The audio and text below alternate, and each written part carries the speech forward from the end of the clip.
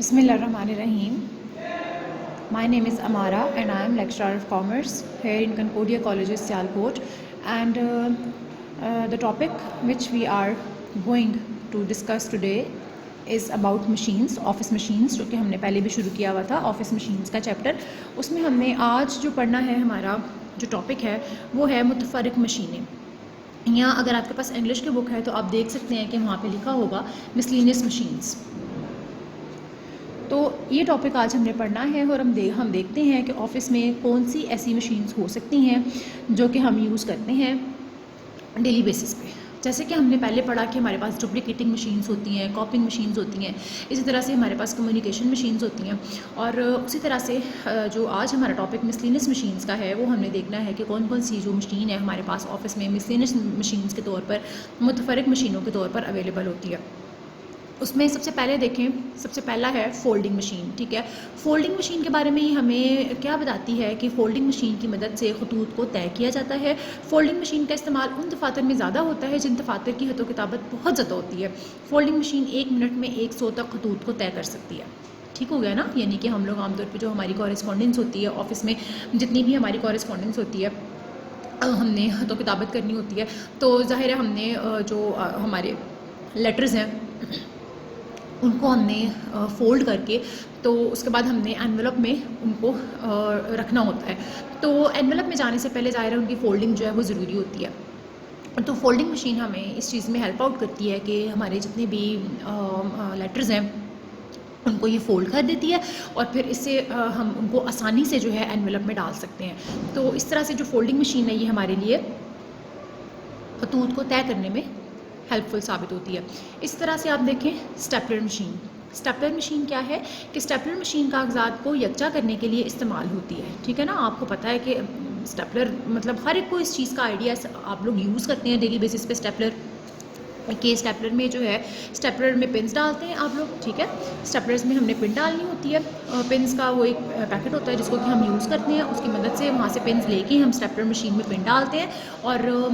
उसमें पिन्स डालने के बाद फिर अगर हमने जिन पेपर्स को भी यकजा करना होता है, इकट्ठा करना होता है, कंपाइल करना होता है, उनको आपस में जोड़ने के लिए फिर हम स्टेपलर मशीन को यूज़ करते हैं और पेपर्स को स्टेपल कर देते हैं। जब हम पेपर्स को स्टेपल कर देते हैं तो वो एक दूसरे के साथ अच्छे तरीके से स्टेपल हो जाते हैं और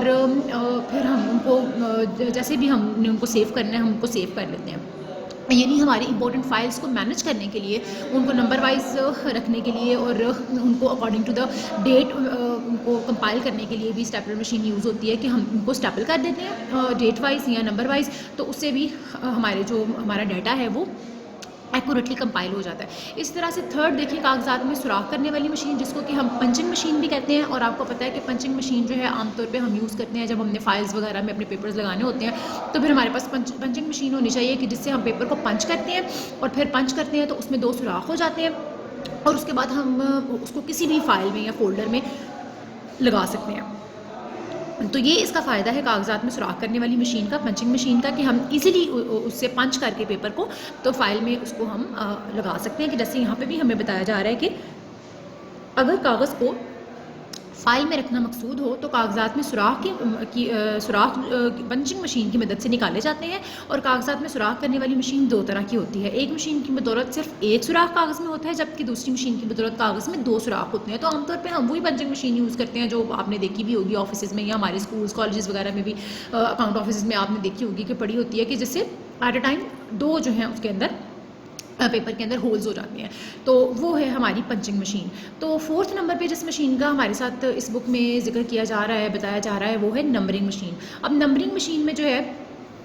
बेसिकली इस मशीन की मदद से बिलों, रसीदों और दीगर जो हमारे कागजात या दस्तावेज़ात हैं उन पर सिलसिलावार नंबर लगाए जाते हैं। ठीक है ना, कि जब किसी कागज़ पर या रसीद या बिल वगैरह पर आपने नंबर लगाना होता है तो वो फिर इस मशीन को प्रेस करके आप उसको मार्क कर देते हो, उसको नंबर लगा देते हो। तो ये आपको इसका फ़ायदा होता है कि नंबरिंग आपके लिए आसान हो जाती है, आपको मैनुअली नहीं करनी पड़ती, बाय हैंड नहीं करनी पड़ती, बल्कि ईजिली आप इस मशीन के ज़रिए नंबरिंग जो है वो कर लेते हैं। इसी तरह से देखें 5th नंबर पर जिस मशीन का जिक्र हमारे साथ किया गया है वो आप देखें सीलिंग मशीन कि सीलिंग मशीन खतूत, पार्सल और बंडलों को बंद करने के बाद उन पर मोहर लगाने के लिए जो है आमतौर पे इस्तेमाल होती है। इससे बंडल पर सिलाई भी की जाती है इससे, ठीक है ना। तो इससे क्या होता है कि जब हमने कोई बंडल सील करना होता है, ठीक है ना, जब हमने अपना कोई बंडल जो है उसको इस तरह से सील करना होता है कि कोई उसको वो ओपन ना हो जाए और उसमें से जो कोई चीज़ हमारी इंपॉर्टेंट डॉक्यूमेंट है वो बाहर ना निकल जाए, ठीक है। तो उसमें फिर हम इस सीलिंग मशीन को यूज़ करते हैं कि इसके ज़रिए हम क्या करते हैं कि अपने उसको बंडल को सील कर देते हैं, लॉक कर देते हैं और फिर हमारे जो पेपर्स वगैरह हैं उससे बाहर नहीं निकलते, ठीक है ना। जैसे देखिए यहाँ पर बताया भी है कि पार्सल या बंडलों वगैरह को बंद करने के लिए सीलिंग मशीन यूज़ होती है। उसके बाद देखिए चेक लिखने वाली मशीन, 6 पे आपको चेक लिखने वाली मशीन के बारे में बताया गया है। ये मशीन आमतौर पर चेक और ड्राफ्ट पर रकम लिखने के लिए इस्तेमाल में आती है। चेक लिखने वाली मशीन की लिखाई साफ़ और वाज़ेह होती है और इसमें लिखाई को बदला नहीं जा सकता। इस मशीन के इस्तेमाल से धोखाधड़ी और जो कोई फेक या जालसाजी है उससे आप बच जाते हैं क्योंकि ये मशीन ऐसी होती है कि ऑटोमेटिक आपने जस्ट उसको रखना होता है अपने पेपर को और ये उसके ऊपर टाइप कर देती है जो भी उसकी चेक की अमाउंट होती है, जो भी इस तरह से चीज़ें वगैरह होती हैं। तो ये यहाँ पे एक चीज़ है कि आप इस चेक लिखने वाली मशीन के ज़रिए नीटनेस और आपका जो चेक है वो नीट लिखा जाता है और अच्छा लिखा जाता है और उस पर किसी किस्म का कोई फ्रॉड या फेक जो चांसेस हैं उस चीज़ के वो नहीं होते। उसके बाद देखिए कि तारीख की मोहर कि तारीख की मोहर हतूत और दूसरी दस्तावेज़ात पर तारीख वगैरह दर्ज करने के लिए इस्तेमाल होती है कि आपकी आमतौर पे ये एक स्टैम्प होती है जिसके ऊपर की डेट लिखी होती है और उसके ज़रिए फिर आप जो है अपने डिफरेंट पेपर्स के ऊपर डेट मेंशन कर लेते हैं और उसमें भी किसी किस्म का कोई मसला या किसी किस्म की कोई दिक्कत पेश नहीं आती कि आपको हैंड से डेट लिखनी पड़ेगी या इस तरह से आप जस्ट वो अपना स्टैम्प यूज़ करते हैं और उसके ज़रिए आप डेट्स को जो है वो मेंशन कर देते हैं। उसके बाद देखें आपको बताया गया है जिस मशीन के बारे में बात की जा रही है वो है टिकट छापने वाली मशीन, ठीक है ना। कि टिकट छापने वाली मशीन देखें इसकी हम दूर की एग्जांपल हम क्या लेते हैं, हम सबसे नियरेस्ट इसकी एग्जांपल लेते हैं जो कि मज़े की भी है और जो हमने देखी भी है कि आमतौर पर जब हम किसी पार्क वगैरह में जाते हैं तो वहाँ पे आपको पता है ना कि डिफरेंट झूले होते हैं और हमने उनकी टिकट्स लेनी होती हैं। तो वहाँ पे क्या होता है टिकट्स की मशीन होती है ना उनके पास के जो टिकट जो है वहाँ से हमें मिल जाती है और इजीली हम वहाँ से टिकट परचेज़ करके तो जो हमने झूला लेना होता है हम उसको उतनी अमाउंट की वो टिकट होती है और वो उसको हम दिखा के जो भी हमारा होता है उसका ऑनर होता है उसको टिकट दिखा के तो हम वो ले लेते हैं। तो इसी तरह से देखिए यहाँ पे भी हमें वही बताया गया है टिकट छापने वाली मशीन के अंदर कि बड़े बड़े कारोबारी इदारों में जहाँ बहुत ज़्यादा हतों की दावत होती है वहाँ टिकट छापने वाली मशीन की मदद से हतूत पर टिकटें लगाई जाती हैं, ठीक है ना। अब ये डिफरेंट है, ये भी टिकट्स ही हैं लेकिन ये थोड़ी सी डिफरेंट टिकट्स हैं कि हमने लेटर्स पर टिकट्स लगानी होती हैं, ठीक है ना। तो वो फिर ये मशीन लाइसेंस हासिल करने पर डाकखाने से हासिल की जा सकती है कि आमतौर पर पोस्ट ऑफिस से आपको ये मशीन मिलती है और जब टिकट छापने वाली मशीन का मीटर इस्तेमालियत पर पहुँच जाता है तो ये मशीन खुद ब खुद जो है वो खुल जाती है और इसको दोबारा ज़ेर इस्तेमाल लाने के लिए डाक खाने की खिदमत जो है हासिल की जाती हैं। तो ये जो है इस काम है कि आप इसको पोस्ट ऑफिस से परचेज़ कर सकते हैं जो कि आपके जहाँ से आपको ये मिलेगी और उसके बाद आप अपने लेटर्स पे जो है इजीली टिकट्स को लगा सकते हैं। उसके बाद देखिए नंबर 9 पे जिस चीज़ के बारे में जिस मशीन के बारे में आपको बताया जा रहा है वो है डाक खोलने वाली मशीन।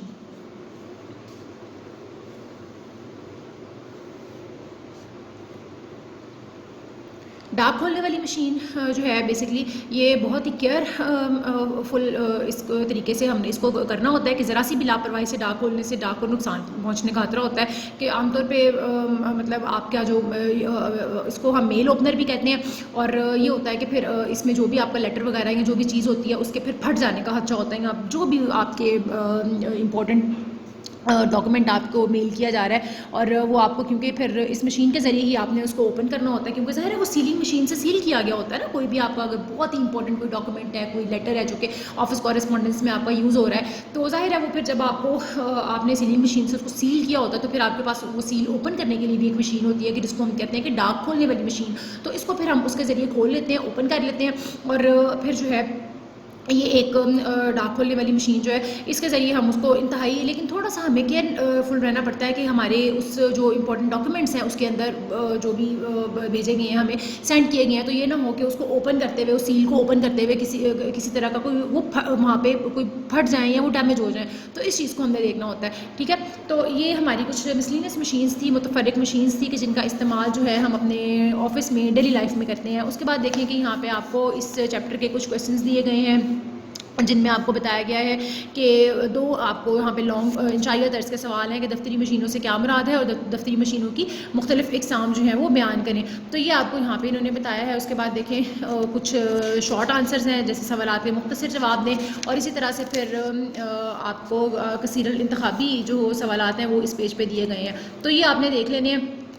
इनको कोशिश करनी है कि आप खुद मार्क करें, क्योंकि इनको जब आप खुद मार्क करेंगे तो फिर आपको पता चलेगा कि आपको चैप्टर की कितनी अच्छी तरीके से समझ आई है और कितना अच्छा जो है आपका ओवरऑल एक इम्पैक्ट जो है वो आपके ऊपर इस लेक्चर का गया है और कितना इजीली आपने इसको पिक किया है। इस फॉर टुडे इंशाल्लाह we will cover the next topic in our next video.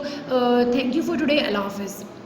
Video पसंद आई तो लाइक करें, अपनी राय कमेंट करें। ऐसे ही मजीद वीडियोस के लिए हमारा चैनल सब्सक्राइब करें और बेल का आइकन दबाएं ताकि आपको हर वीडियो का नोटिफिकेशन मिलता रहे।